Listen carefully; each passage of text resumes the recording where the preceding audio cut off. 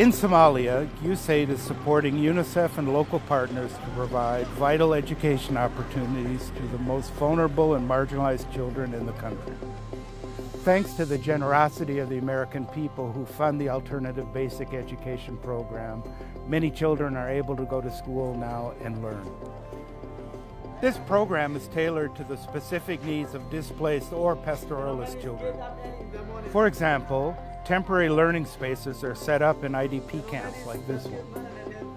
Education is being delivered in an accelerated format, condensing grades 1 to 8 in 5 years, catering to children who are likely to be on the move.